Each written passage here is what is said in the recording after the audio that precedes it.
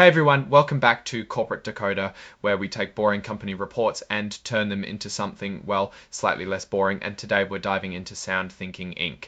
Get ready to hear about some serious money talks and how this company is changing the game with its sound technology. Before we dive in, if you love getting these breakdowns, make sure you're subscribed and join our Discord community for more insider chats, all linked in the description below. Alright people, let's talk SoundThinking. Now this isn't your typical deep dive into quarterly earnings, because what we have here is a Form 8K, which is basically a report for super important events that happen between those regular earnings reports. And in this case, the big news is all about their finances, specifically how they're borrowing money and shaping their future. Think of it like getting a major update on your company's credit line, but for a publicly traded company. So what exactly happened on August 28th, 25? Well, SoundThinking inked a deal called the 7th Amendment to their credit agreement with Umpqua Bank. Now that sounds a bit technical, but let's break it down. They already had a credit agreement, which is like a loan setup, and this is an update, an amendment to that existing deal.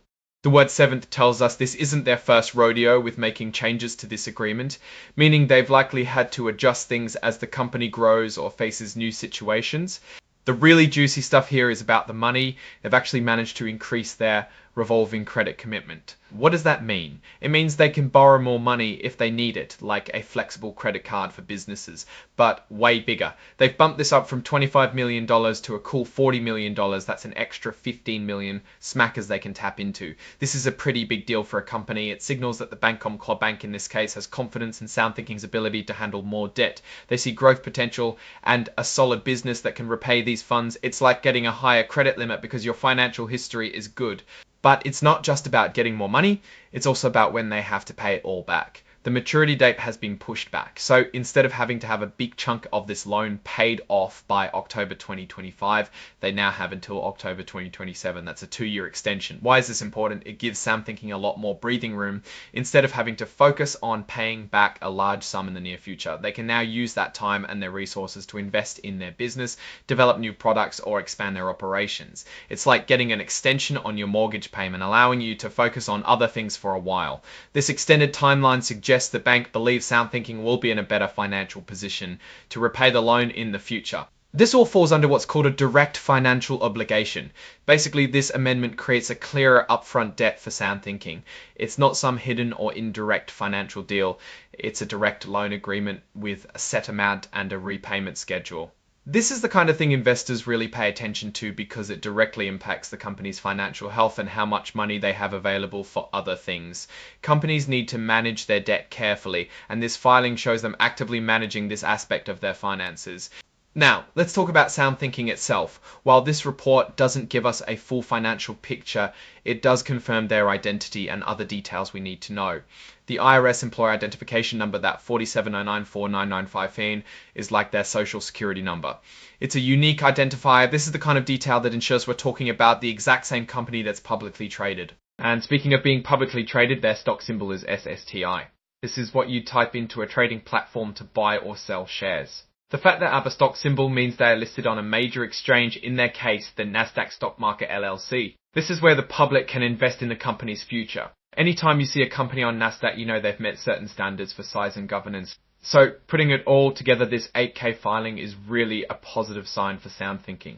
They've successfully negotiated a better financial situation with their bank, getting access to more capital and more time to repay it. This increased credit line can fuel growth, whether that's through research and development, expanding their team, or perhaps even acquisitions down the line.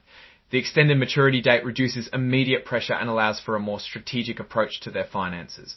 From a Warren Buffett perspective, a company that can renegotiate its debt favorably, securing more funds and longer repayment terms, is often a company that is viewed favorably by its lenders. This suggests the Umpqua Bank has strong confidence in SoundThinking's future prospects and its ability to generate enough cash to service this debt, even with the increase. It's a stamp of approval in a way. They aren't just lending more, they are willing to wait longer for repayment, which often means they anticipate the company's value to grow significantly. The key takeaway here is that this is a move that signals confidence and provides SoundThinking with greater financial flexibility.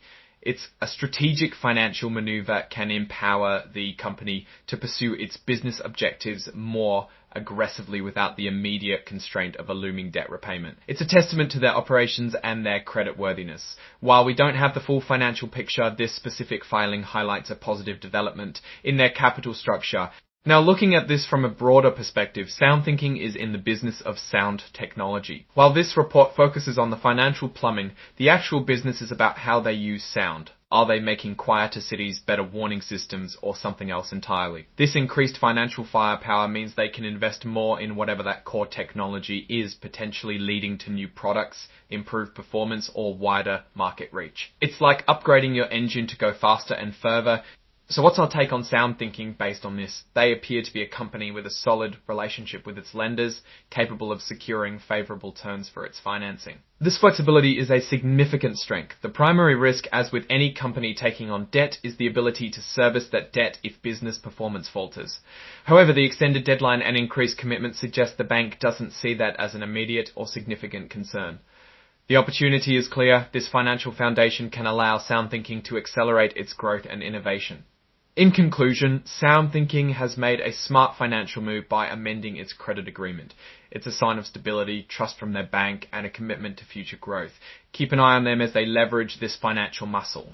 That's our breakdown of SoundThinking's latest filing. What's your take on these numbers and what they signal for the company's future? Drop your thoughts in the comments. If this analysis was valuable, hitting that like button really helps, and subscribe for more deep dives.